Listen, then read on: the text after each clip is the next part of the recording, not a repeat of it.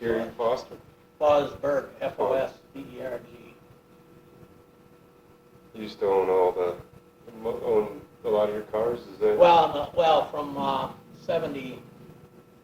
74 on, and then all of the sportsman cars I drove belonged to Gary.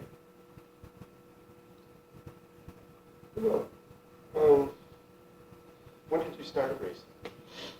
Well, 1955 or I think it was 1955 basically. I did drive an old modified car once.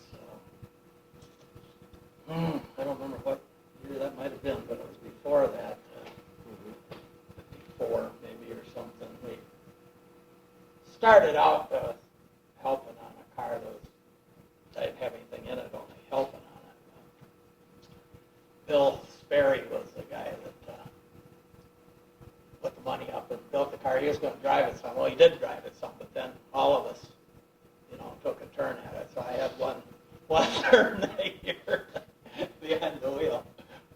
How do you spell Sperry? Sperry, I believe. That's Bill Sperry. And a lot of people ask where the M1 number come from. That was the number he chose on that old coupe and kind of stuck with that almost all the way through, either M1 or M1 most of the time. Right. What did the M1 come from? Just something? Well, it was a rifle bullet, or a rifle, I guess, an Army rifle. Okay. The first old car, that first modified that he built, it had a picture of a rifle bullet through the M1 on the door. But I just kind of stuck with that number for no particular reason other than started with it, Yeah. That's pretty neat. I just got a whole bunch of questions. Well, how many years did you run at State Line in yours?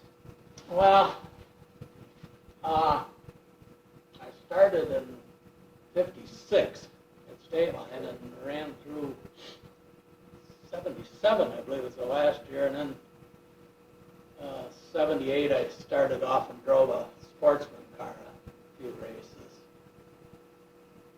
And then you got out of it after that? Yeah, I was going to get out anyway. Well, guys, Scale Groves and Harold Lobb had a sportsman car, and they want somebody to drive it.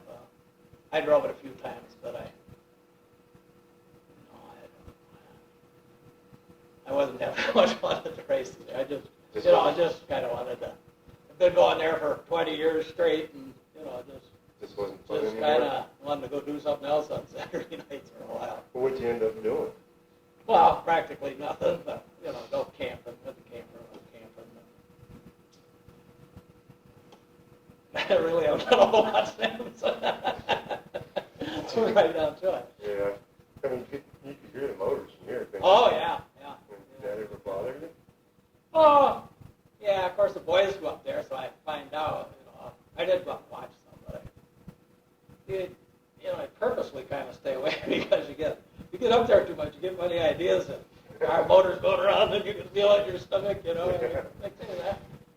forget about all the hard work times of it, you think just about the minute you're on the track and driving around, that'd be pretty neat, but you forget about all the hours you got to spend in the shop. That's what I got tired of it.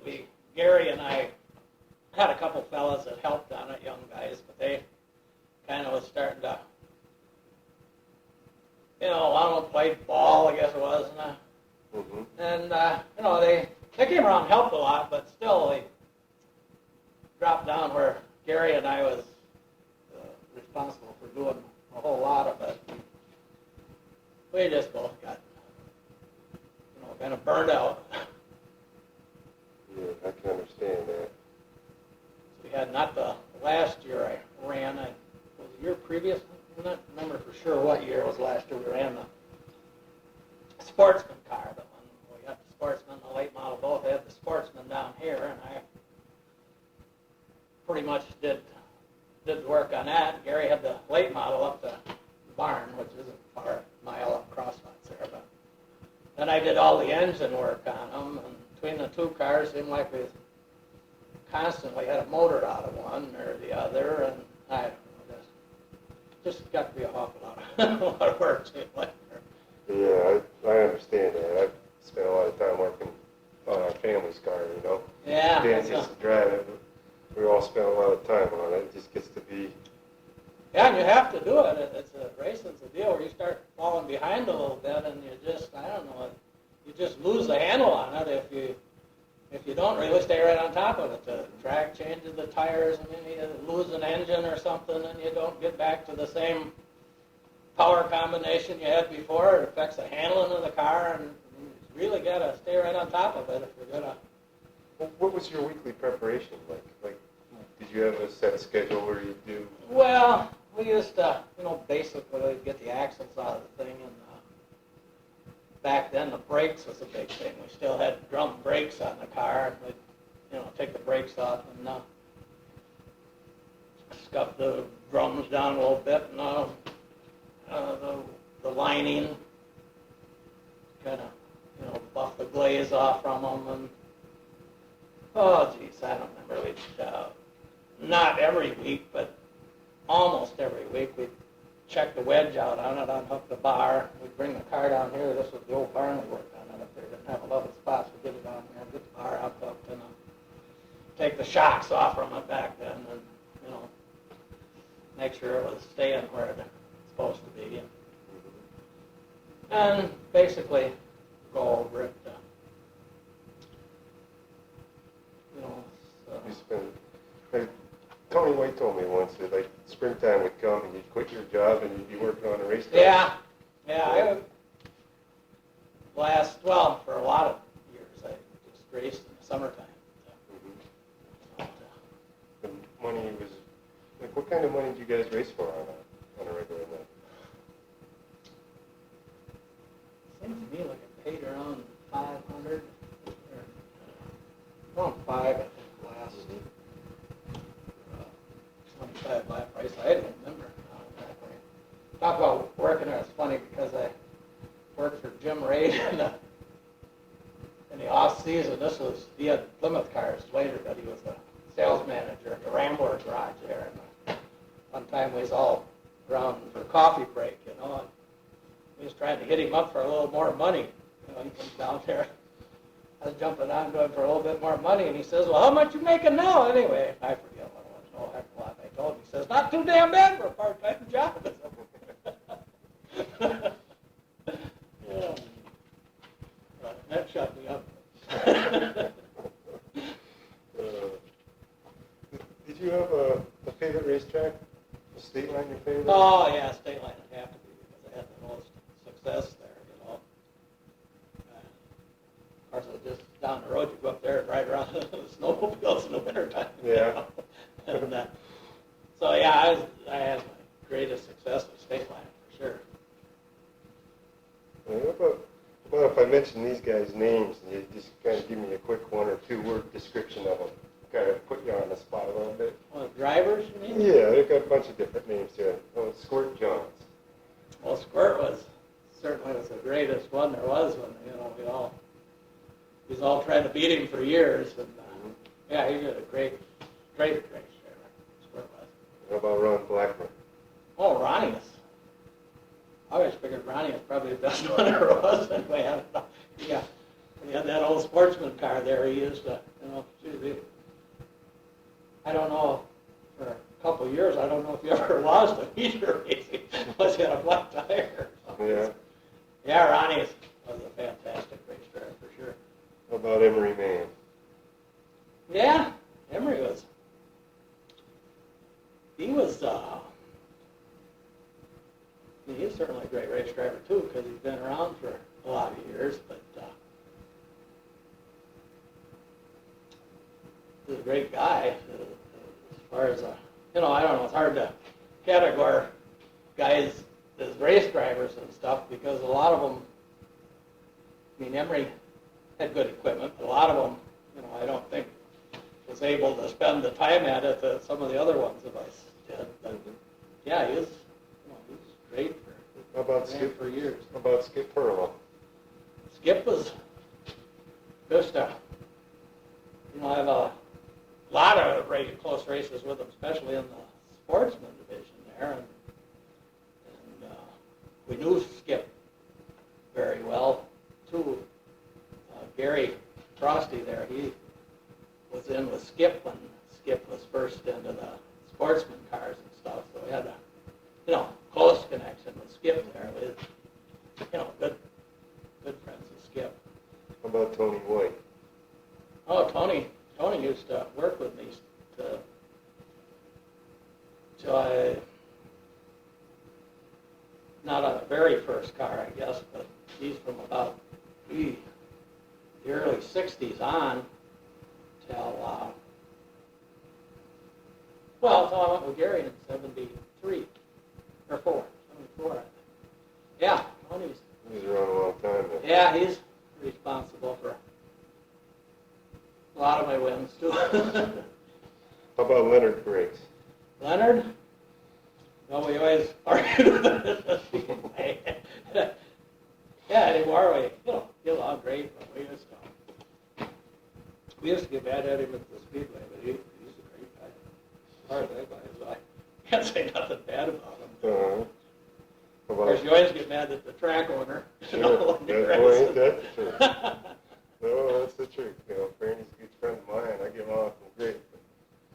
But we have some times every now and then where you just have a hard time. Well, there was 4 or 5 of them, I guess, to begin with. The Frank brothers. Yeah, Don and Jerry and Lloyd Williams. Lloyd, he died of cancer there. I can't remember who the other guy was. I know if I look back, I did some stories in the past. Well, in the original, when they first built it, I believe Marv Thorpe was one of the partners, too. Yeah. And he got out quite early. I don't know why, but yeah, they was all, great guys. Don works over to Sugar Grove in the Bucket, Ted's bar there. Yeah, I stopped and visited him a couple of years ago and he's spent some time with him. He's a character. So they're all good guys. We used to get mad at them. How about Tom Dill? Tom Dill? Tom was a wild one. He sure could drive a race car. I like Tom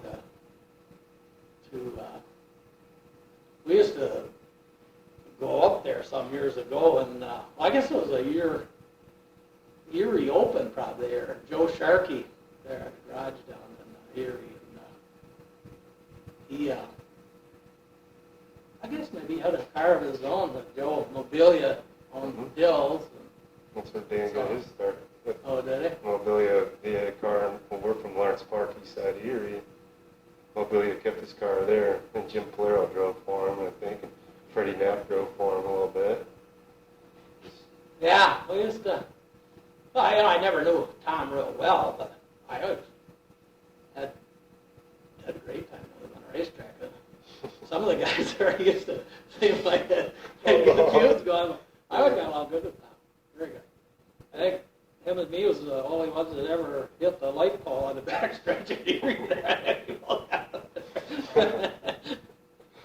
How about Jay Plyler? Jay was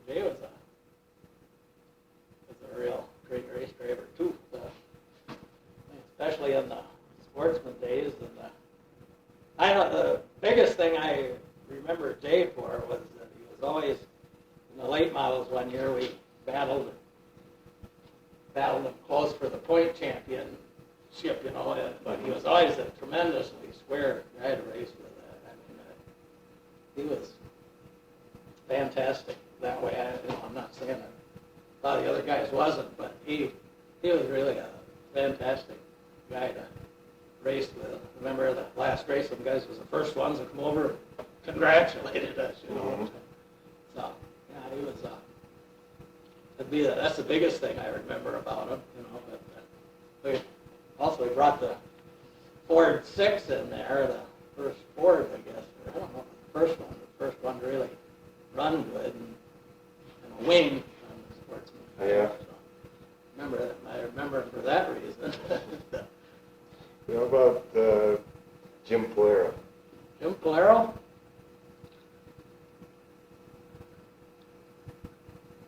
Jim was around forever. Yeah, he's still around. He still goes to the racetrack. Yeah, yeah. I got to know him pretty good. Yeah, well, we used to party, and I don't know how in the early years there, Jim, raced a lot. Toward the end, he ran really good, but it seemed like he'd go like heck, and then his car would break down. He'd but known him for forever, it seems like that. Back when he was, where we got in, I guess maybe he was in the race in the ways. He used to do the drag racing on the highway there. Jimmy had I believe it was like a 40 Ford Coupe with a flathead with a supercharger on it. I can remember it from them days on. We used to organize a drag meet somewhere. Everybody go there. Just have some fun, huh? Yeah. I remember him that way a lot. How about Dick Litz? Dick Litz? Oh. Remember he bought brother Billy's car, I think, one time, and I wrote about that story in your paper. Oh, did you? Yeah, but he said he bought it, won that night on it. Yeah, Dick has done good stuff. I like Dick very, very well. Forever, But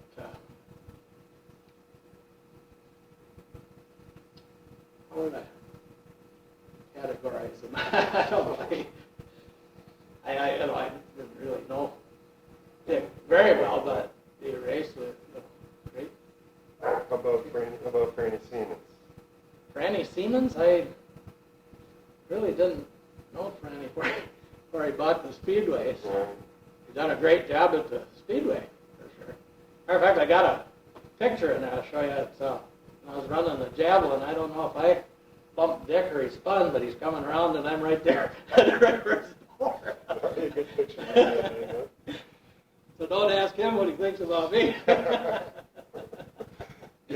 got to know Dick when we first got into racing. When we first got the late models, he didn't like us a whole bunch, Now we pick next to each other, or Yeah.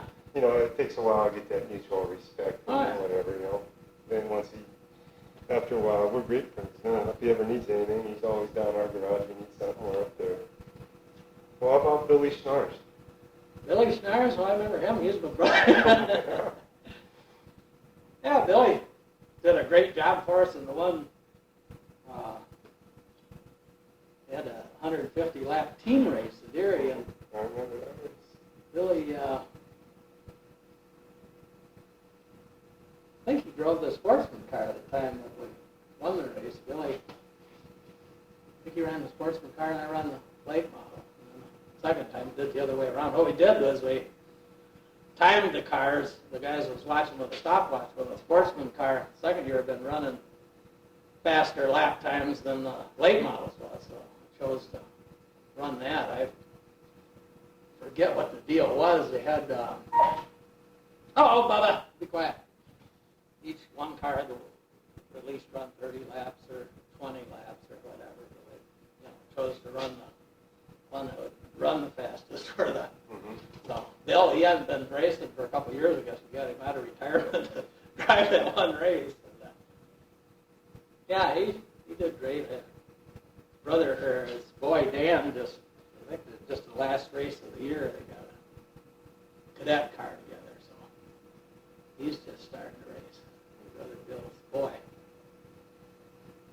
Yeah, I got another. I don't know if you knew it, but I had another brother, Ronnie, that raced before he went in the service. That had been, I don't know, it was 1961 or 62. He drove in the late models there for just 1 year, I guess. When I was digging through some old pictures, I come up with a picture of him in the race car. I'd almost forgot that he was a racer. Oh, yeah? Yeah, I never knew that. He ran. How many brothers do you have? 3. It's better than 2. There's 3 of you. Huh? Okay. How about Jim Scott? Jimmy Scott? Oh, geez, we go back forever there. Oh, Jim is he's a great race driver. Drove everything. He even tried Daytona there. Yeah. Yeah, I always liked Jim especially well because we kind of grew up, and I guess Jim was he was a little behind me getting started in racing, but I think we both, when we started, we shouldn't have been in there. It's too damn poor to be monkeying around with the racing. Yeah, I still see Jim there at the track. We sold David that car that he ran this year was one of our old cars. And I got to know Jim real well, from that. I really like them guys a lot. Yeah, Jim, I always remember one particular time, too, it was at Erie, and Jim was driving one of Julian Busick's cars. I'm pretty sure this is how it was, but I know how it was, but I'm not absolutely memorized sure. But I believe he had one of Julian's Fords there that he was driving. It might have been his own car, but Jim was leading the feature race there, and I got up to him, and I'd been behind him for a couple, 3 laps, and going into the first turn, I dove down in on the inside. I come in there too doggone hot and had to get on the brakes. I had already had myself in there over my head already, so I bumped the brakes a little bit. I went out just straight ahead, just perfect, bumped his back end, and he's coming around, and I thought I could get back down there and bump him a little bit and straighten him out. Well, I jumped on the gas, and by the time I got back down there to bump him, all I did is bump him right on around into the infield. I spun around in there with him too, but he was mad. Geez, my gosh, I couldn't blame him. I told him what the heck, he wasn't too happy. And I had to only bump him in the back. I come up and hit him again. And I remember that till the day I died. I don't know if he remembers it, but I would be surprised he probably does. Who were maybe some of the other guys that you remember well, or who helped you? Well, Jim Farding helped on a race car quite a bit when Tony. This was from 1970. I went and drove a car for Berglund Chevrolet over there. Jimmy worked at Berglund. It was a 1970 Nova. Jimmy and Tony White built the car, pretty much. That was the deal when I went to drive it. I didn't have to work on it or anything. I worked pretty good on the Sundays. I just drive in when I was out for a ride and stop and see how they was doing. Yeah.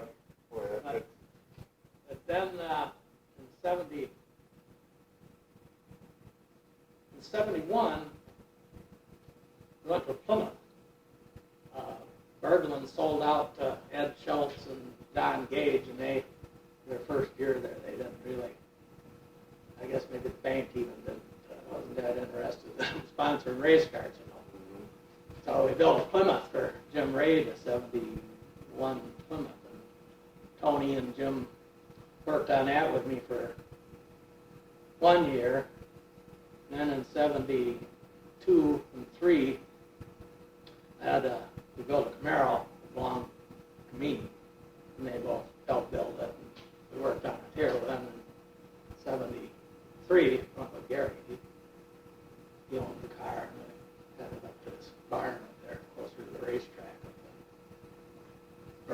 the Sandbury Road, I guess you call it. So, yeah, both of them guys we worked together a lot. How much did it cost to put a car together back in those days? Well, in that 72 Camaro, I remember, I can't tell you exactly how much money I had in it, but I had $3,500 borrowed. I thought, geez, I got all this money in that thing. Mm-hmm. And at the time, Ed Schultz gave me an engine for it.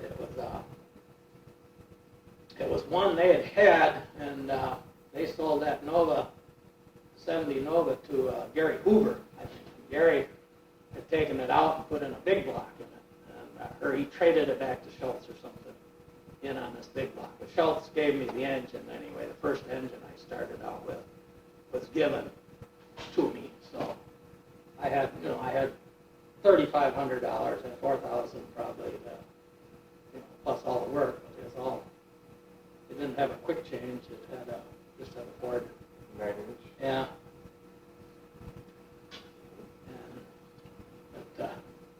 Sounds cheap today, but back then, Yeah. I was getting about time for racing to start out. Geez, I wonder if I really should have done this or not. When you first start it, you got visions that you're going to win every race, but when it comes down into that last week and you got to go to the track, and they go, oh, how did I get myself into kind of. But it turned out that the car won it won the first night, I think. Won quite a few races with that car that summer. I don't remember how many, but won the one invitational at Conneaut that year. It was $2,000 or something, wasn't it? Yeah, well, I got like $2,300 or $2,400, but a lot of it was lap money too, or some of it was lap money. I can't remember now just how much of it was. But it was a big, I don't know at the time when I won that. I didn't pay everything off, but I could have. I could have quit right then and said, hey, I'm ahead of the game. I build another engine. And, yeah, it's like we won that $12 grand here last year up in the 150, and first thing I said, my mom come down, she's real happy. My parents go all racing, she's practically crying. And give her a big hug. I said, Mom, you can have your $3,500 back now. That was the greatest part of that whole win. I'll never forget that. Pay you back your money and owe you. Did you guys change the car a lot from racetrack to racetrack? No, gears basically is all we changed. The tires, of course, a lot of times use different tire compound at Erie is harder on the tires, but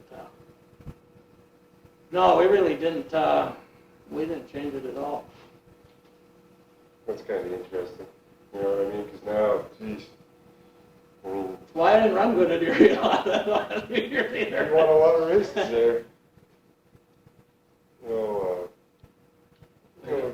I just got stuck in the back too, especially if you was leading the points or done good in the race, you're stuck in the back, and that Erie's so blasted hard to pass on that.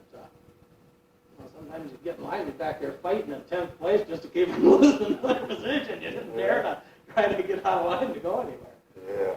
Well, that's one of the questions I asked you.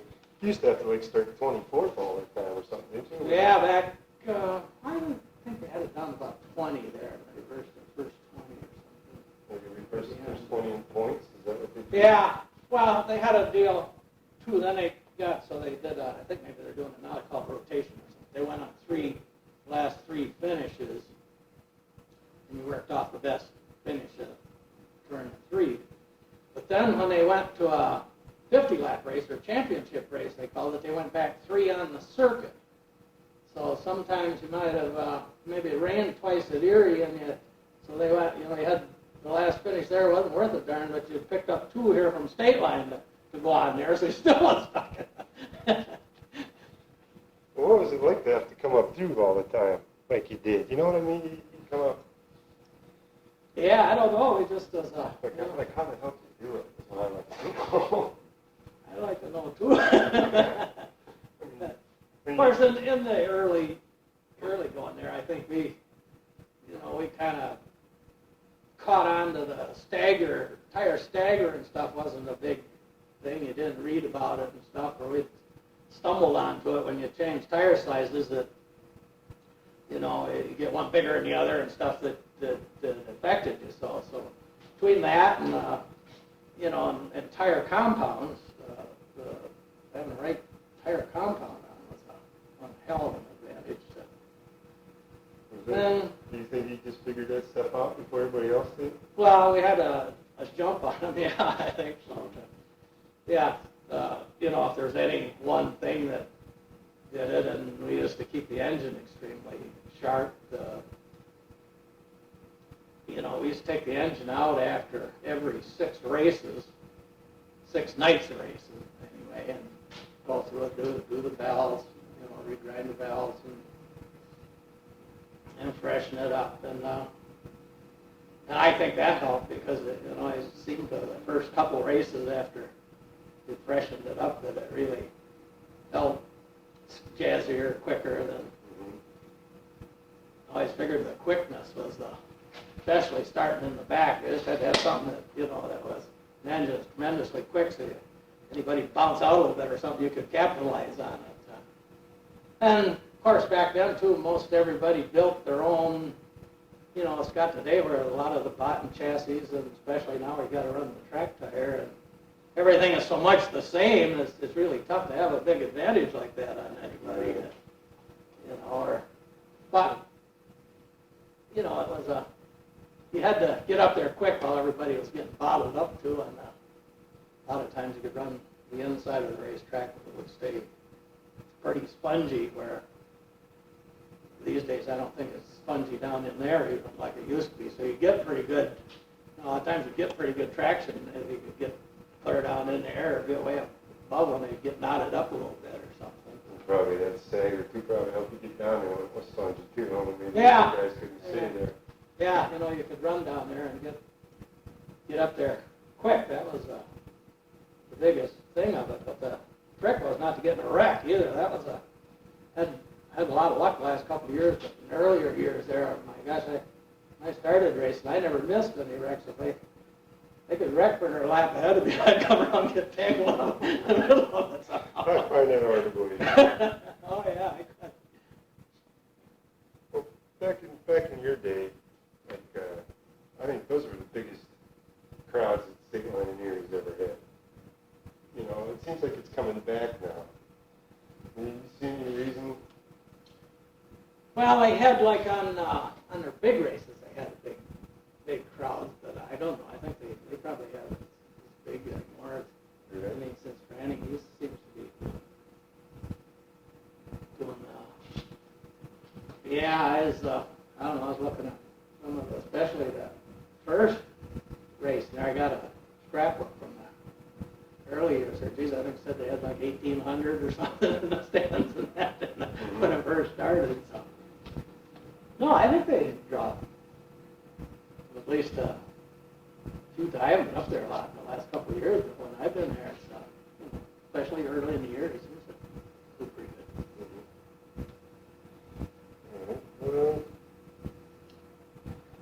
What would get you motivated? The racing? Yeah. I don't know. Little tips to the head, I guess. No, I don't know. The patience was a big thing in racing anyway. A lot of people talk about getting psyched up and stuff, but geez, no matter what no matter what you tell yourself you're going to do, when they go out there and they drop the green flag, it's like a computer takes over. You just go where you see it's there, Just you forget about everything that you told yourself you was going to do. That's all gone. You just take off and go. I can see that. You talk to the dance, on the start, do this or do that, but when the time comes, yeah. What's the opportunity? You figure you're going to go down to the inside, say, well, I'm going to go up the inside to get the first turn, and everybody's down there. So what are you going to do? You're going to go anywhere. You got to go up here.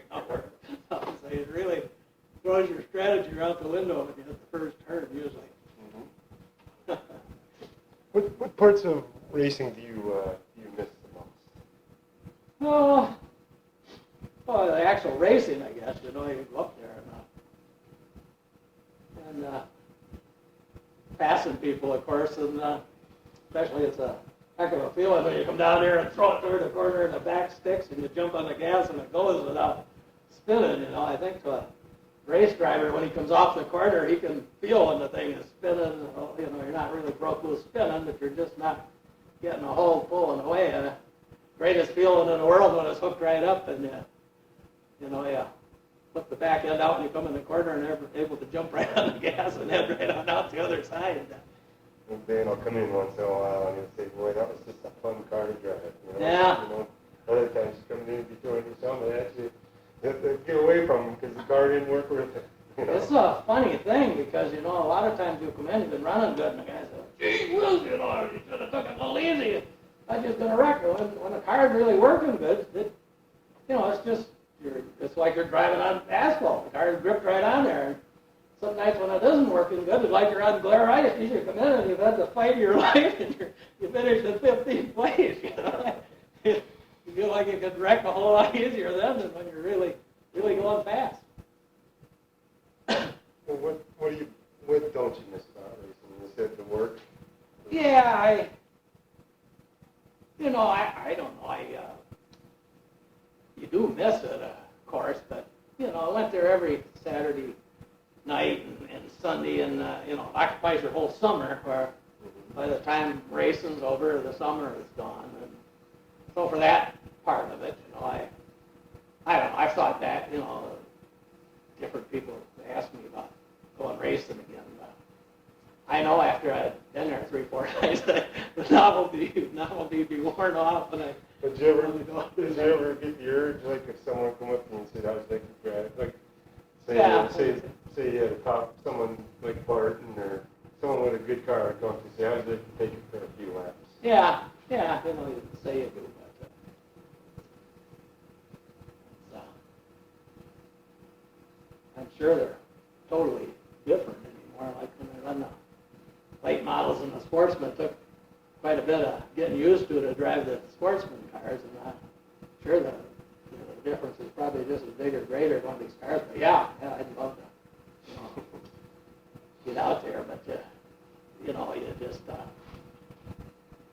you can't do it because you might bruise the thing up for the guy and then he out for the night or something. So it's something to think about, though. Sure. Well, if you could make local racing better today, what would you do? Pay more. Pay a lot more, I guess. Yeah.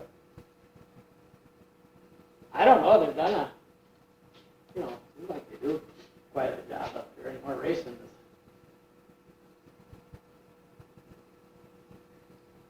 I don't know what you'd say. It's always you're always waiting. It's like waiting to go out there, waiting for this, waiting for that. And then with all the cars anymore, all the divisions, it's got to be worse. Yeah.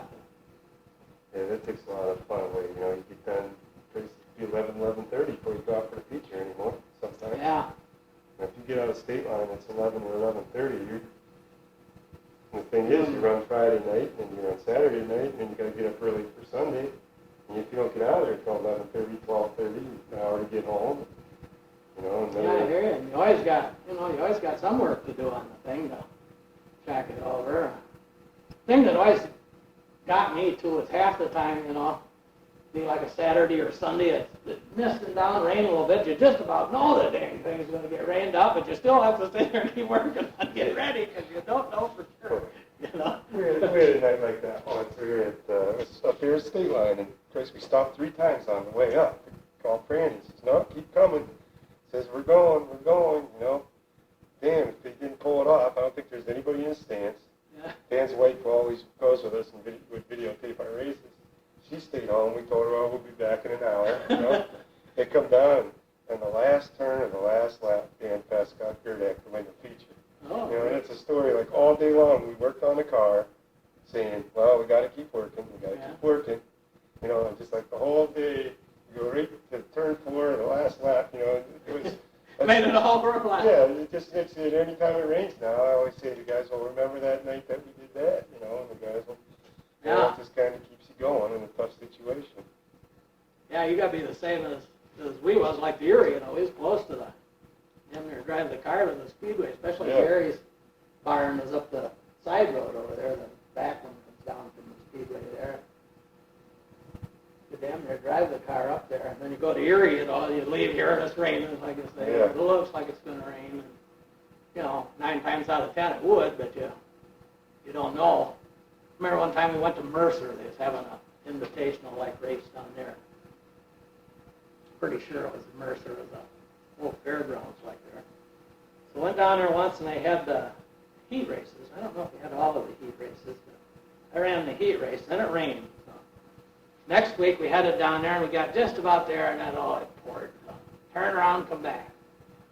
Headed out the third time. I don't know if it put on, if there was a week between or they had a rain date or something. We just got down by Union City and it started to rain. So on the last time we didn't go and they had the race and everybody saying, well, geez, why did you come down here? And I went up there.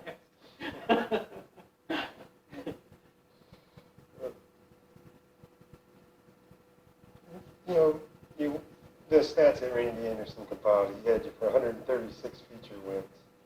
Furlow's next was 74. This is just at state line and ears, right? Why did you dominate?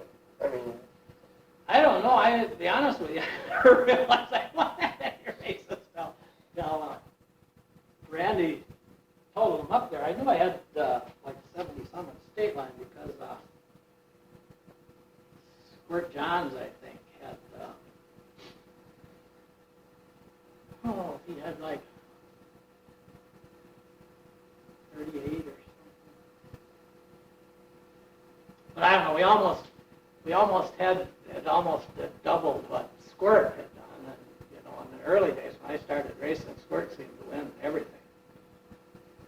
And but then other than that, I never realized that I'd won that many times at Erie, or we really never paid any attention to it when it was racing. You always tried to, each year you say, well, you want to win more races than the next guy. You won 6 and he won 5 or something. You're satisfied as long as you got the most of them. We used to get the most every year then, just about, didn't you? Yeah, it's hard to last. I didn't when the year I ran the Plymouth with the Hemi, I only won 1 or 2 features maybe. And I don't know if we did with the 70 Nova there either, but later years we did for sure. I know the last year we ran there, we won like 11 out of 15 at state line, I think. And I know one night I got a flat tire on one of them. I don't know what happened to the other 2. Was that in the Camaro? Yeah. I remember the Javelin. When I picture you in my mind, I picture you in the Camaro. Yeah. Seems like, yeah, the Javelin too. I always think about that. I built it right here, belonged to the Rambler garage up there. I was working up there. But geez, we had a doggone thing. I put a front frame section in it out of back then it was out of Chevelle. The Camaro, I guess it just came out too in 61. This was in 68. But I used the side rails. The Chevelle came down like this, and the side rails went down the side. So put the rails in all the way back to where the rear roll bars come down there. And of course, had to put the front wheels where they, in relation to the rear end where they belonged. Well, when I got that in there, set the engine in where it belonged because you couldn't alter the cowl or anything back then. Being a cross member on the Chevelle chassis, it was where the sump was on this Rambler pan. I had to build the oil pan, fabricate the pan up, and we had to fabricate up some lifters. Couldn't buy any solid lifters for it and stuff. And even the pistons, Gary ended up. How did he do that? I don't know. Gary fly cut the pistons for me somehow to get some valve relief on the first time I ran it. The valves hit the pistons. Then after we got it going, it was a great success with it. It was a lot of work to get it going.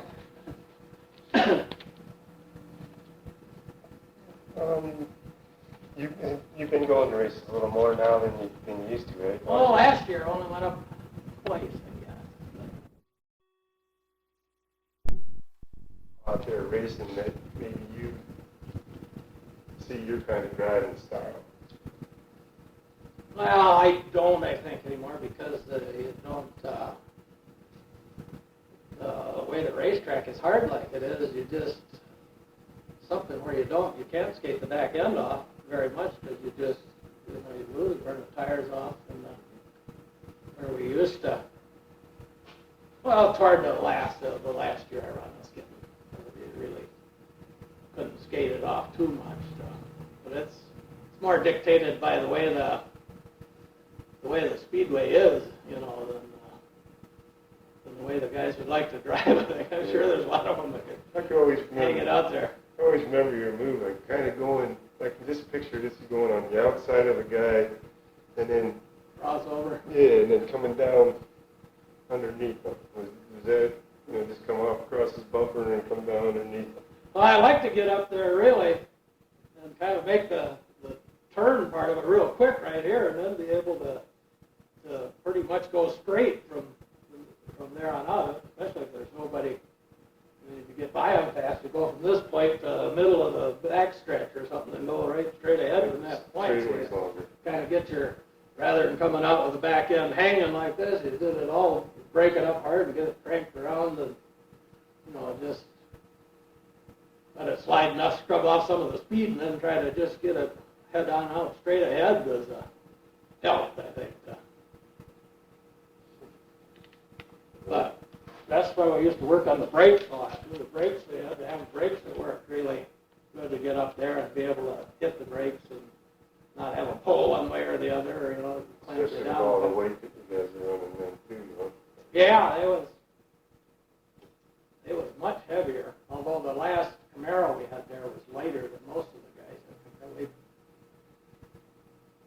I weighed just over 2,800 pounds, 2,830 or something. You know what they're down to now? Oh, they're down. About 1,900, you know, yeah, before you put the ballast on. And that's with fluids in it. Yeah. So we get All right. Tom? Yeah. I'm Jim Armbruster. Oh, nice to meet you. We got do a little story for Trackside. Oh, yeah, that's what your dad said there. I read that magazine a couple times here. They had some paperwork there. I don't know. Yeah, I wrote that one. But yeah. That was a good article. Thanks. They had the story about going to pick up Billy's car. Yeah. Yeah, that's a. Well, some of these little pictures.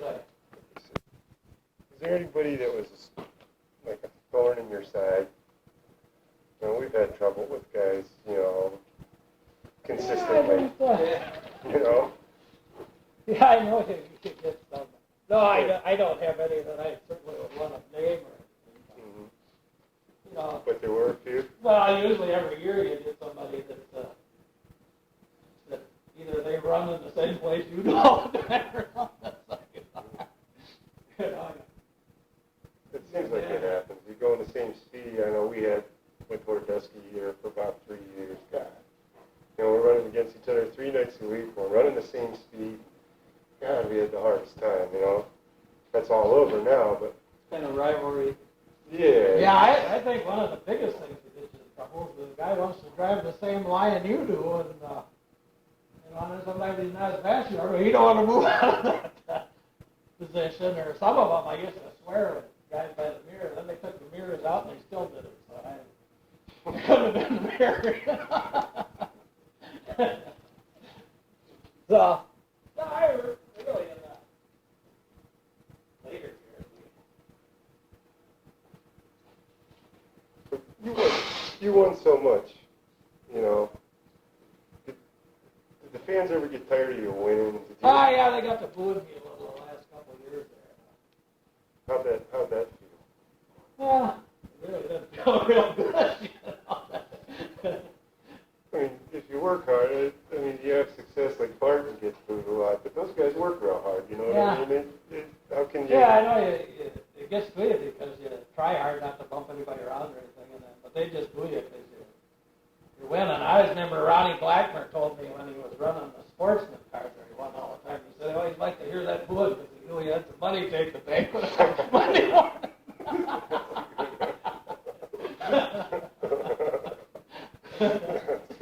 That's a good way to handle it. Supposed to think of it that way, I guess.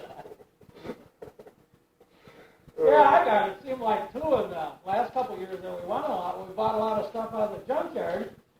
And my God, instead of the junkyard helping you, they acted like, well, geez, this guy's getting all this money. They want to charge you about twice as much as anybody else, you know.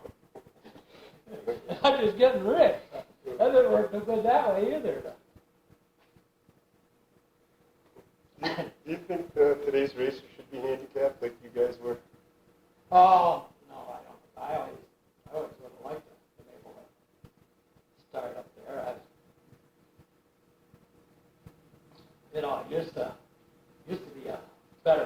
watch, I think, but the racetrack was spongy enough so you could race on. Also, it used to be, it's relatively smooth now. It used to a lot of times dig out holes and stuff. Well, they was to your advantage if your car handled good because every time somebody hit one of them holes and bounced out a little bit, they gave you a chance to move up one. If you could get through the hole and that. So. Right.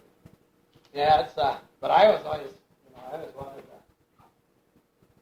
Matter of fact, every time they had a big race or something, a lot of times they had time trial on or something, then they, instead of starting straight up, they'd have a drawing for whether it was going to be straight up or reverse, and always the drawing always come out that it was going to be reversed. So I think that was big.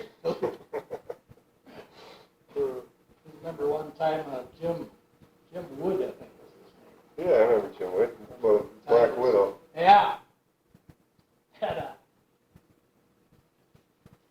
I don't know if it was 150 lap at Erie or a 100 lap one. They had time trials for anyway, and he did pretty darn good in the time trials there. And then they reversed. I forget what he wasn't the fastest one. He only got fourth last time or something. Then they reversed it. No, he was pissed. So the first time they're going to start reversing what he has in the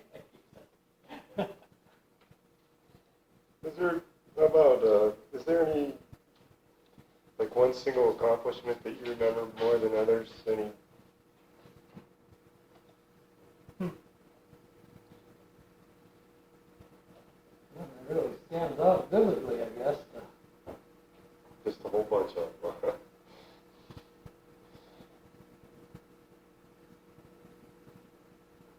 Maybe that javelin when we was making a race car out of that one. That was quite a. It ended up, it ran really good. And the surprising part of it was too, I used to get accused of having a Ford motor in it, and this, that, and the other thing, and it was a 390 cubic inch American Motors engine, and we had a couple of engines we built. One was regular 390, and one was punched out, I don't know, 18 inch or something, 401. And every time I put them in there, well, one was built out of an engine that had blown up, so it had a sleeve in it. And one I put it in, the sleeve slid down the first night I run it, and it got hot. The other engine I put it in, it blew a head gasket. The one we raced all the time was stock. We had flat pistons in it, had a General Motor or American Motors cam. They had a high performance cam with hydraulic with solid lifters in it, and that's where we run it. I mean, the thing was about as stock as you could possibly get, And everybody was harping on me about how it was all. They had two good engines. Every time I put it in, something happened to them. So, it wouldn't finish at all. And I was more interested in getting a paycheck. I used to get half of what the car took in, so when it dropped out, I didn't get anything. I was more interested in finishing. Was that one of your favorite cars then? The Javelin, or just? Oh, no, I wouldn't say so. The last Camaro, I had two Camaros. One was 72 we built here, and then the last one built here. Both of the cars really drove extremely good.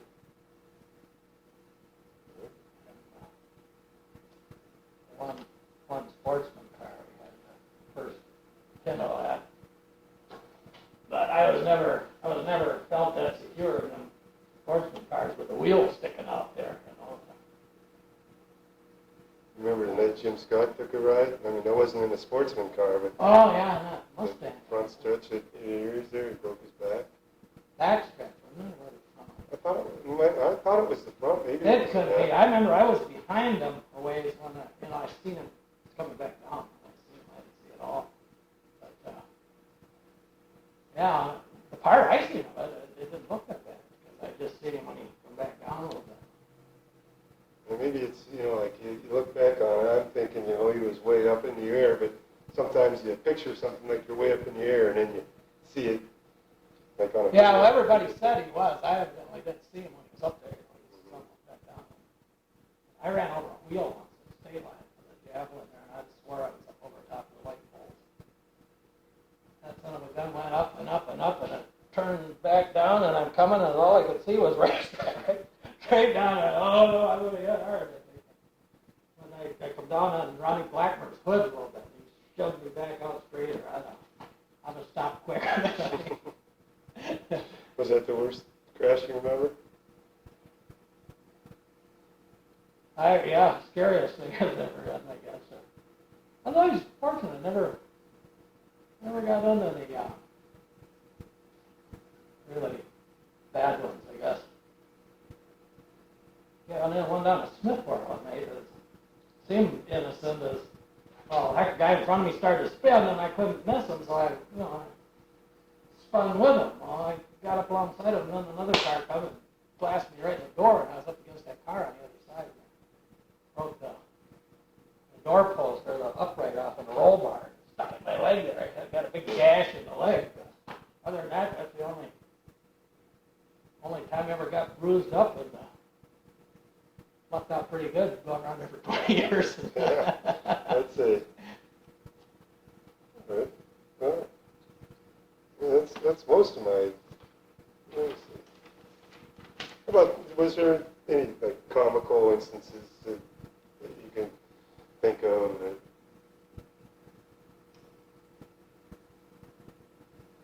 We've already had a lot of comical ones, I guess. Yeah, I don't know.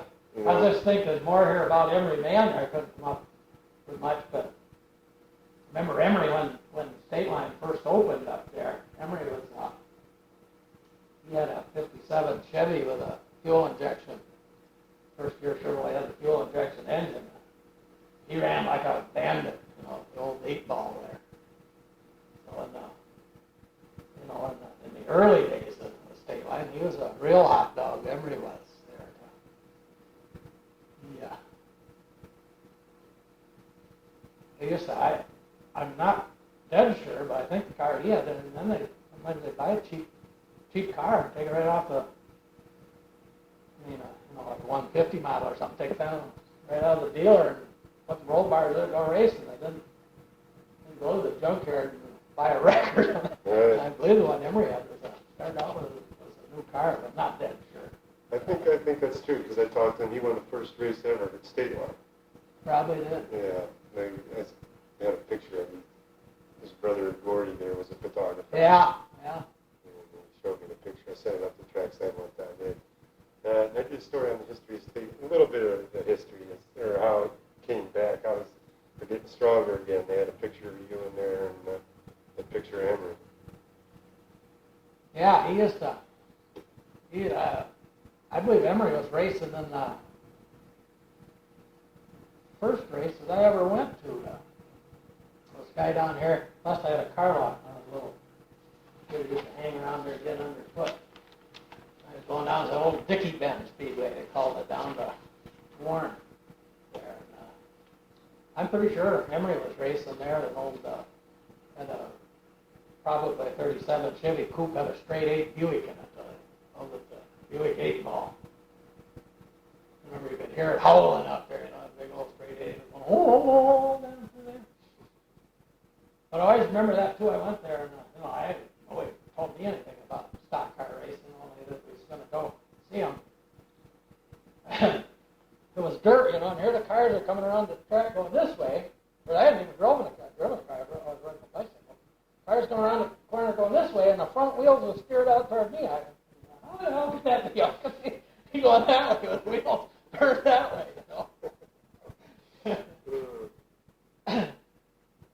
Emery, he was, he's been around for a long time. So he's been a good race driver. If you could go back and do it all over again, what would you change? The only thing I might change is I'd move to Charlotte, North Carolina. 10 years before I quit racing or something there to see what you could have done. Yeah. I'd like to, at the time you actually could, possibly broke into NASCAR racing a little bit today. Like I did. Whether bothered to be ahead of Chase Manhattan Bank or something, he's going to do something. But yeah, I knew some people down there even a little bit. Ended up staying up here.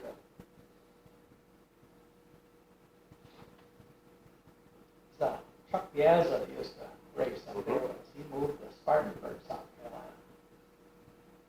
he worked in a place there where they sold racing parts. It was kind of a small, well, I guess they just started up as Henderson Miller racing equipment. Chucky ran the lathe there to turn down some spindles. And I don't know how the day of building a racing chassis in there.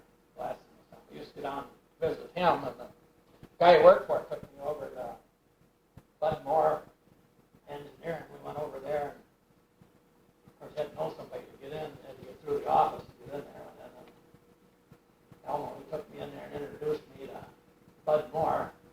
Told me I was a hot dog from up north. I could tell he was really impressed. I took my hand.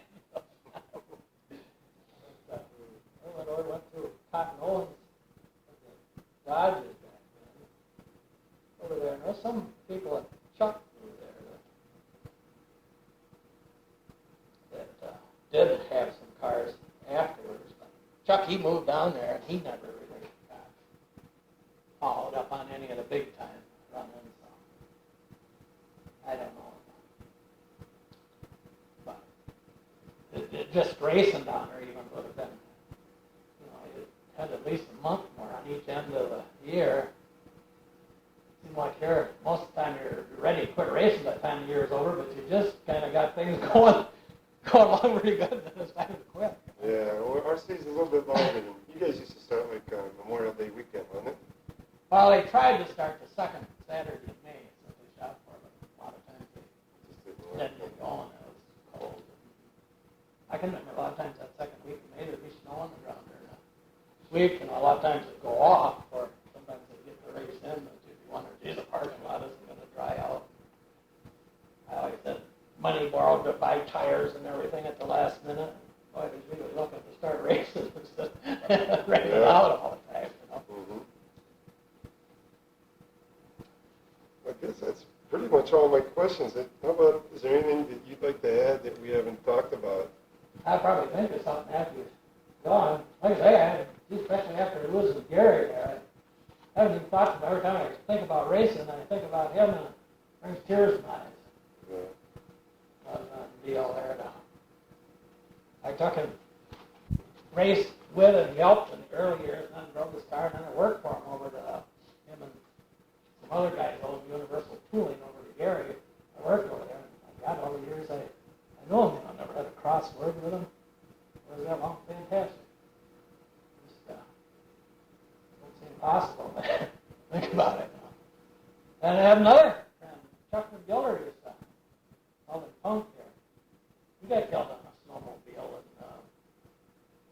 in early 70s, I would guess. I'd say like 1974 or something. But geez, I grew up with him, and he, was in their early race cars together. And about, what year did he branch out? He went off and built a car for Ronnie Blackburn, drove for him.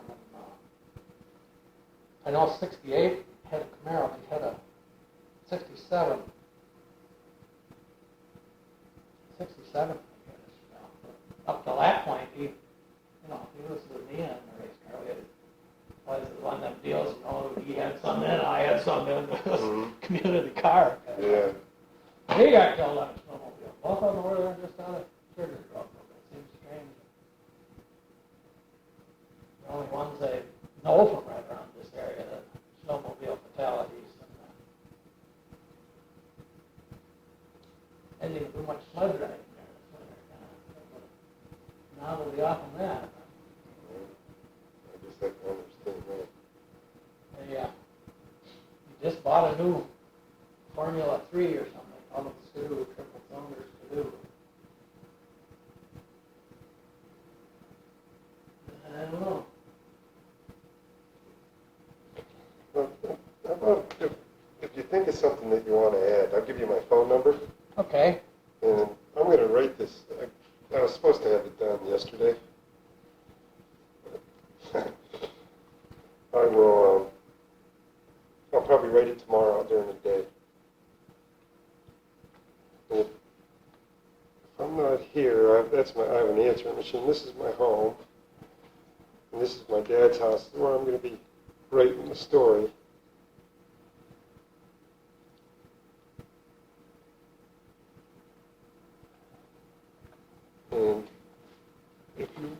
if you think of something, like tomorrow during the day, I'll probably be writing a story. I'll be at my mom and dad's. And if you think of something tonight, I'll probably be out drinking some beer tonight, having some fun. But if you leave me a message on my machine, then I'll get back to you Okay. tomorrow, okay? Okay. Very good. That's it pretty much. And maybe we can look at some pictures and stuff and Yeah. see what you got. Especially some of the old, probably you're right. Bradford's on the state line, ran at Bradford Speedway for a couple of races there. Tried to make it go all, but we ran down there. I remember Chuck Piazza, his carburetor was flooding over. It wasn't the Holly like we got today, it's old Carters, and I took that thing apart and I was going to, I don't know what I was doing, but I had all those screws on. I tipped it over and all the screws went flying out of that son of a gun. He was down there in that dirt and stuff. And I got to get his carburetor back together. He was trying to sabotage me, but they dumped all the screws off the ground. Come on, Bob, I'll get out of your hair.